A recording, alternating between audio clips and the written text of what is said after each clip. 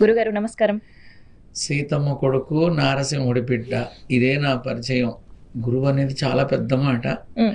But చాలా కాలం తర్వాత మళ్ళీ మీ మాధ్యమంలోకి రావడం చాలా ఆనందంగా ఉంది. అది కొత్త సంవత్సరంలో మొట్టమొదట అడుగు పెట్టింది మీ దగ్గరే.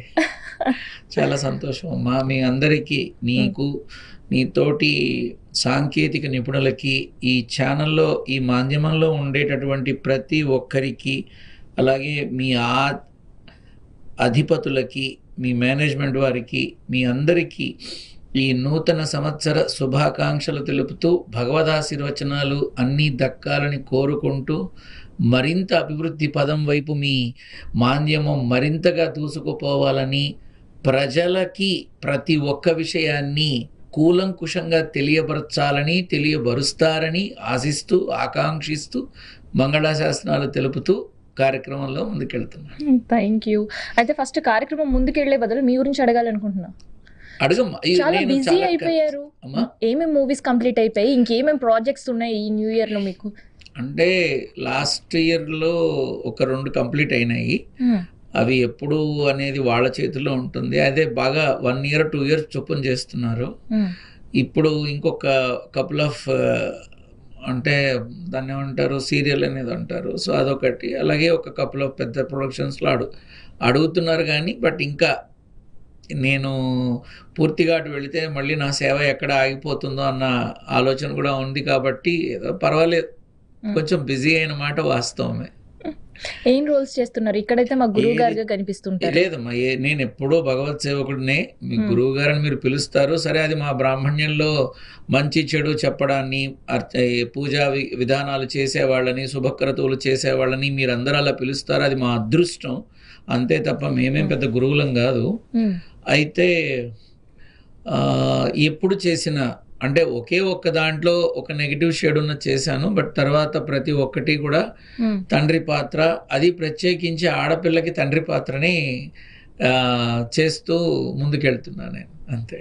నెగిటివ్ రోల్ ఏంటి అంటే విలన్ క్యారెక్టర్ అంటారు కదా, అది ఎవరినైతే వాళ్ళు పెట్టుకున్నారో వాళ్ళు సరిగా రాలేదు అని చెప్పేసి నన్ను అడిగారు, నాతో చేయించారు. అది బాగా క్లిక్ అయింది. దాంతో అది చేయాల్సి వచ్చింది. బట్ దాంతో ఆపేశాను ఇంకా విలన్ రోల్. ఎందుకంటే నేను చేయలేకపోతున్నాను. చేయకూడదని కాదు, నేను చేయలేకపోతున్నాను. అందుకనే ఇంకా పూర్తిగా కుటుంబ కథ నేపథ్యంలో ఉండే వాటికి, తండ్రి పాత్ర అవకాశం ఉన్న వాటికి ప్రాధాన్యత ఇస్తున్నాను. అంతే. భద్రం బిడ్డనా ఏదో ఉంది, జాగ్రత్త బిడ్డ. జాగ్రత్త బిడ్డ. ఆ ఒక్క దాంట్లో మాత్రం కొంచెం నెగిటివ్, కంప్లీట్ నెగిటివ్. కానీ అదే నాకు పేరు తీసుకొచ్చింది. అదే పేరు తెచ్చింది. బట్ ఏంటంటే ఇప్పుడు అవి కాకుండా కాస్త నాకు తగినట్టుగా చేస్తే బాగుంటుందని నా ధర్మపత్ని సలహా ఇచ్చింది. అందుకే నేను దానికి తగినట్టుగానే ఆచరిస్తున్నాను. సీతమ్మ బిడ్డను చెప్పుకుంటుంటారు అండ్ స్మరిస్తూ ఉంటుంటారు. అండ్ అట్లాంటి సీతమ్మ పైన మీరు కూడా వినుంటారు. సీతమ్మ అంటే నా తల్లి, సీతా మహాలక్ష్మి. సో సీతమ్మ కొడుకుగా, నారసింహుడి బిడ్డగా ఇదే నా పరిచయం. ఇంతకు మించి ఏం లేదు, అలాంటి సీతమ్మ పైన అనుచిత వ్యాఖ్యలు వినుంటారు. మళ్ళీ నేను అది రిపీట్ చేయడానికి కూడా నాకు ఇబ్బందిగా అనిపించే పరిస్థితి. వినడమే ఇబ్బంది, మళ్ళీ దాని గురించి మాట్లాడడం, చెప్పడం, ఆ వర్డ్స్ అనేది ఇంకాస్త ఇబ్బందే కనిపిస్తుంది. సో ఏంటి నాన్వేష్ మాటలు? ఒక చిన్న మాటతో చెప్తా.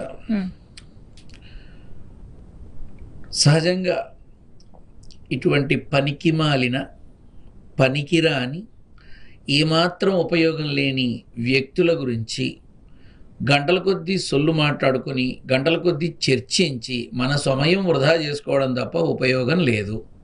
నెంబర్ 1. ఈ తలకుమాసిన వాళ్ళు తలకుమాసిన మాటలు మాట్లాడుతూ వాళ్ళకి ఏవో వ్యూస్ పెరగాలని, ఏదో టీఆర్పీ పెరగాలనో, లేకపోతే సబ్స్క్రిప్షన్స్ పెరగాలనో చేసేటటువంటి నీచ నికృష్టమైన పనులే ఇవన్నీ. ఇప్పుడు మూర్ఖుడికి మొగులు పువ్విస్తే మడిచి ఎక్కడో పెట్టుకున్నట్ట. వీళ్ళు కూడా ఆ జాతే, వేరే ఏం లేదు. నిత్యం నేను విన్నాను, నిత్యం భోగలాలసుల విధానంలో బ్రతికేవాడికి అగ్ని పునీత సీతామాత గురించి ఏం తెలుస్తుందమ్మా? అవునా? ఏనుగు వెళుతున్నప్పుడు కొన్ని గజ్జి కుక్కలు పిచ్చి కుక్కలు అరుస్తాయి. అప్పుడు ఏనుగు ఏం చేస్తుంది? అలా ఒక చూపు చూసి వెళ్ళిపోతుంది. ఎందుకని? నువ్వు నా స్థాయి కాదు, నేను నీ స్థాయికి దిగజారను. నీకు అర్థమైందా? నువ్వు నా స్థాయి కాదు, నేను నిన్ను పట్టించుకుంటే నీ స్థాయికి నేను దిగజారిన దాన్ని అవుతా, కాబట్టి నీ చావు నువ్వు చావని వెళ్ళిపోతుంది. మరీ వెంటపడింది అనుకో, తొండంతో ఇలా అంటుంది, అది కొన్ని యోజనాల దూరంలో ఎగిరి అవతల పడి చస్తుంది అది. ఏమ్మా, అలాగే ఇట్లా మాట్లాడేటటువంటి వాళ్ళకి నా సలహా ఏంటంటే, మీ స్వార్థం కోసం భగవదారాధన చేసుకునేటటువంటి చాలామందికి ఆ మహాతల్లి సీతమ్మ గురించి మాట్లాడి తప్పు చేయకండి. అండ్ ఇప్పుడు దాని మీద చాలా పెద్ద చర్చలే జరుగుతున్నాయి, మాటలే జరుగుతున్నాయి. ఇప్పుడు how I can treat him as a mental patient? వాడు ఒక పిచ్చివాడు, వాడిని తీసుకుపోయి పిచ్చాసుపత్రిలో వేయండి, జైల్లో కదమ్మా. మీరేమో పిచ్చి హాస్పిటల్ అంటున్నారు, ఐ మీన్ మెంటల్ హాస్పిటల్. కాకపోతే ఆయనకి ఏకంగా విష్ణుమూర్తి ఆంజనేయ స్వామి కల్లోకి వచ్చి ఇంకా హిందువుల పైన జరుగుతున్న అత్యాచారాలు కావచ్చు, ఆకృత్యాల పైన నువ్వు పోరాడు, నువ్వు ముందు ఉండు అని మరీ చెప్పారని. 2026లో కాషాయం కండువా కప్పుకొని నేను ఇదే చెయ్యబోతున్నానని కూడా ఒక వీడియో నిన్నే రిలీజ్ చేశారు. దాందే ఉందమ్మా, ఇట్స్ గాన్ పరాకాష్ఠకి చేరిందని అనుకుందాం, అంతే. పరాకాష్ఠకి చేరిందని అనుకుందాం. ఇప్పుడు హైందవంలో ఒక గొప్ప విషయం ఉంది. భగవంతుడికి సంబంధించి చెబితే నమ్మే అమాయకులు ఉన్నారు. మన దాంట్లో నమ్మే అమాయకులు ఉన్నారు మన దేశంలో.